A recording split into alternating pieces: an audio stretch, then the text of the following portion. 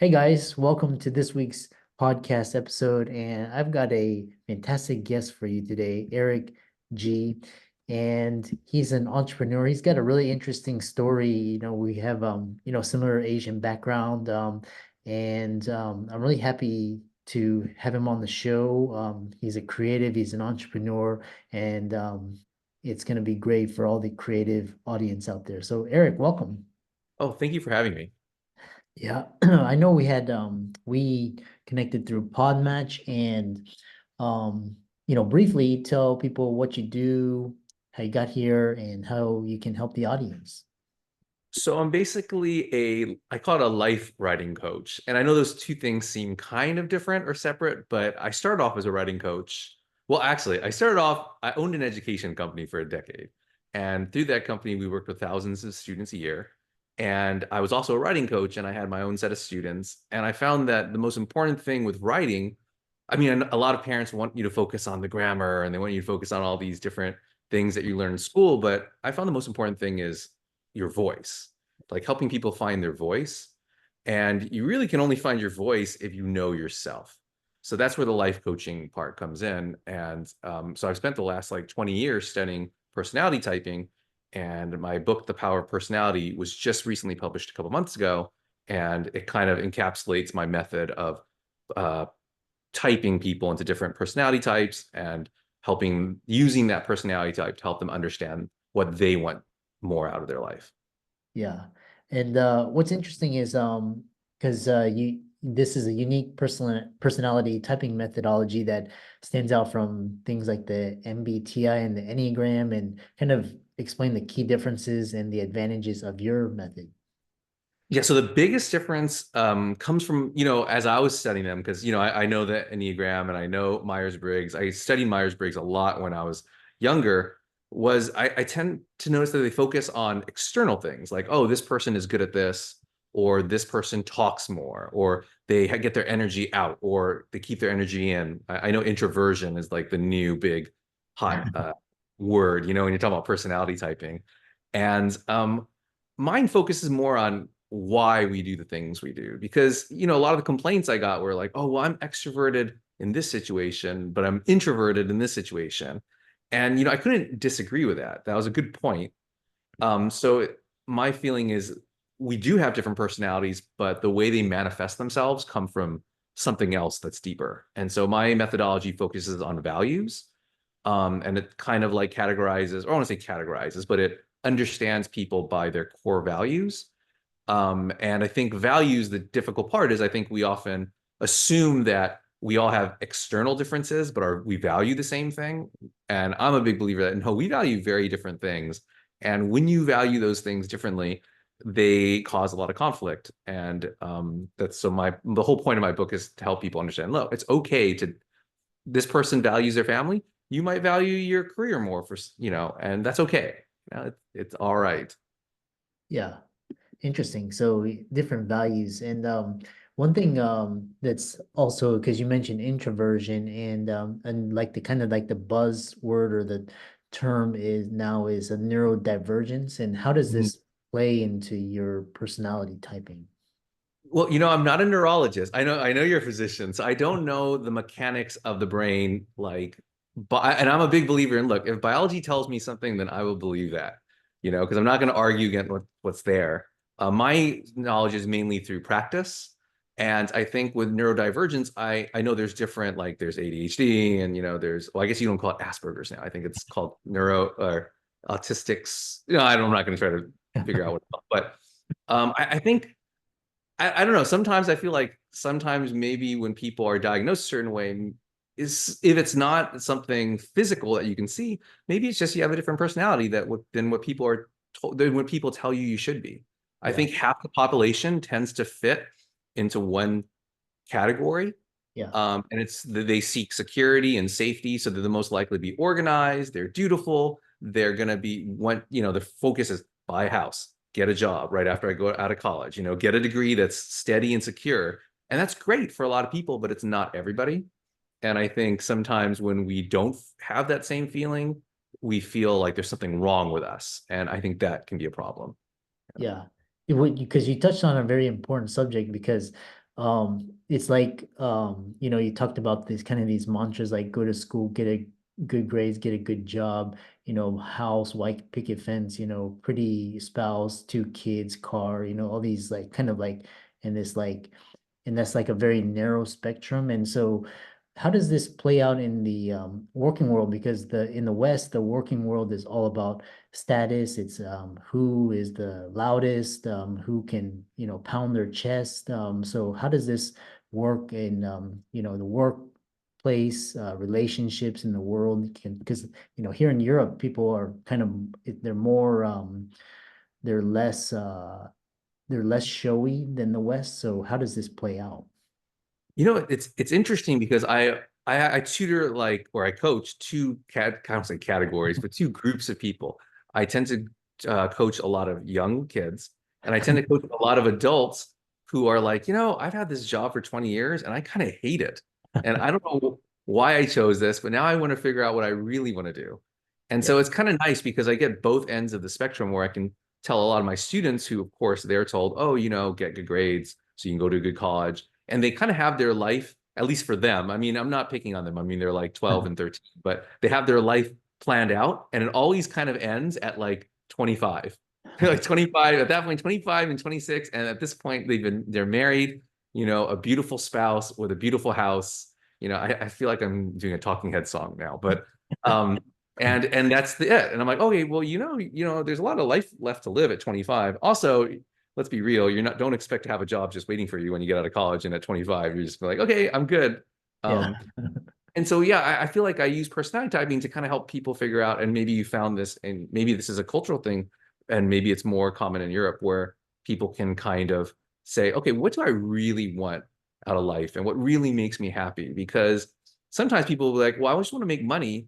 And I don't care if I have a job that I don't like, because then I can buy things that make me happy.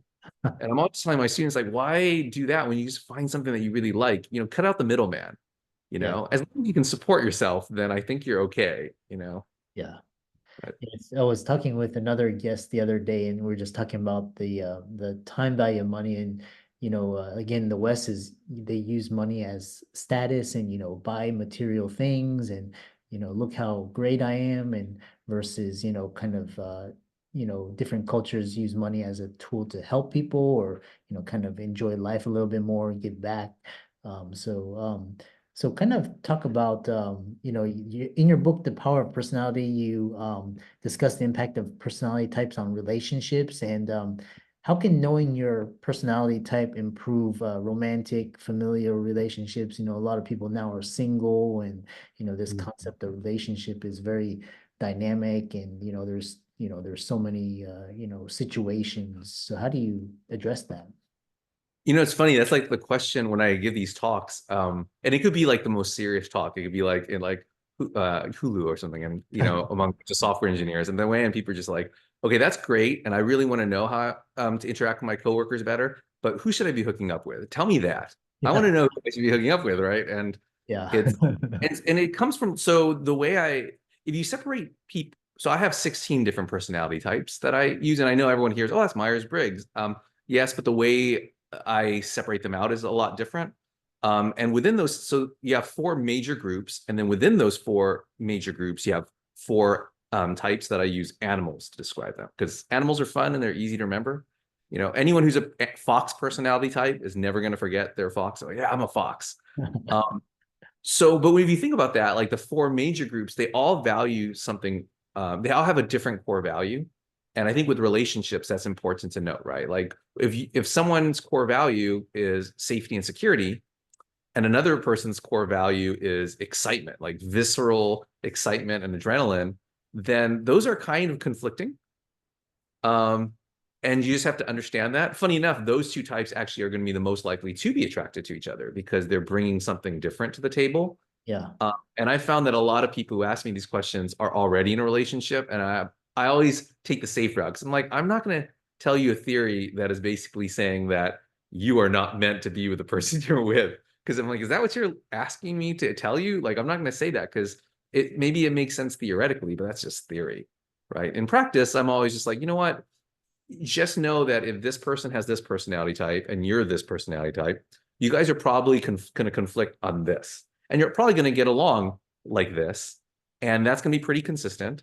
So as long as you're okay with that, then you're fine. If you're not okay with it, then you probably want to move on, because that's not going to change, and you can't change people, you know. So Interesting. Yeah, it's always good to like know just kind of like, and then just so that you know which relationships to, are good for you, which ones are bad for you, who's your type, who you're compatible with.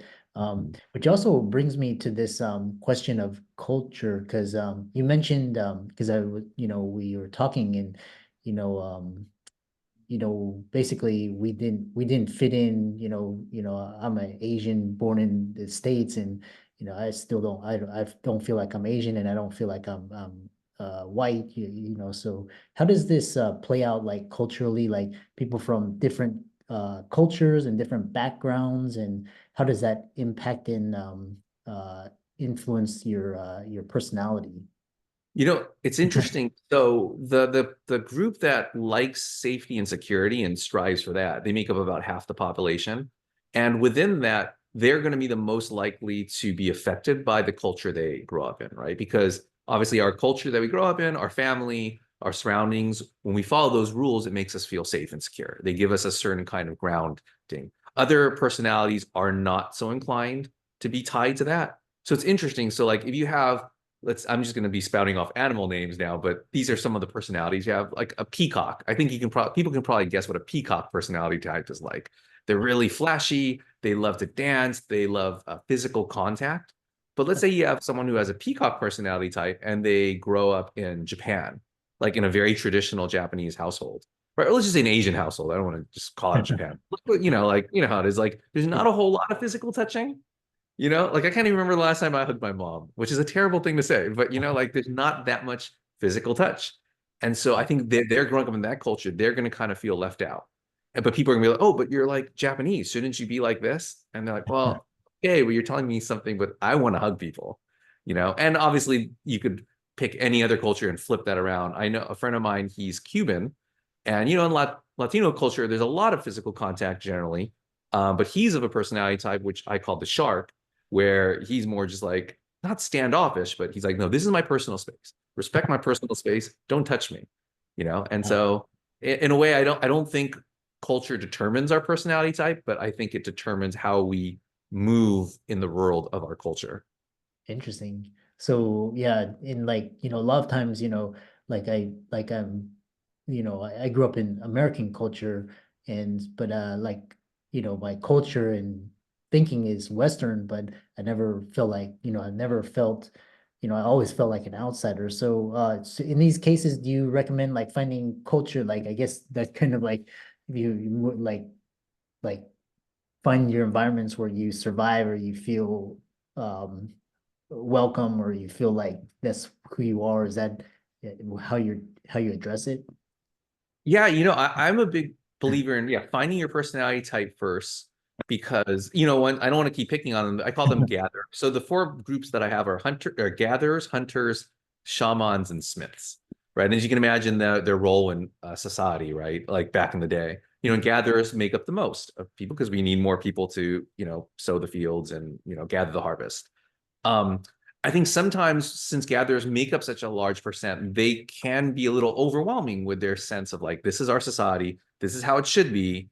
I own a creative space here in Los Angeles, and it's interesting. We have a lot of different, a lot of, I would say a lot of the same personality type, and they only make up about maybe 10% of the population. But I think it's because people just gravitate towards people who have similar personalities than they do, and it's very diverse. So, and it has nothing to do with the ethnic background, the cultural background, or anything, the gender. It just has to do with, oh, you value this, I value this. I used to think I was an alien. Now I no longer think I'm an alien. This is great. Let's talk.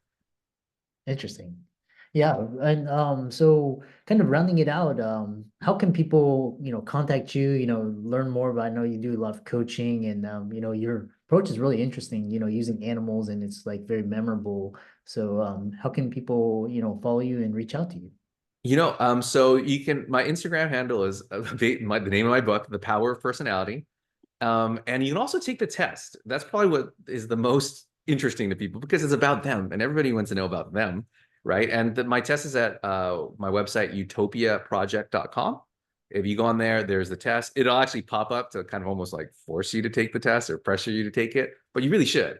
And from there, you can get a lot of the information that you'll need, and a lot of more information is featured in the book. Yeah, interesting. Yeah, and I really enjoyed this conversation and just kind of addressing and it's ultimately it's about identity and how you it's so for all the audience, be sure to reach out to Eric, check out his socials, give him a like and follow, and thanks so much for coming on. Well, thank you so much for having me.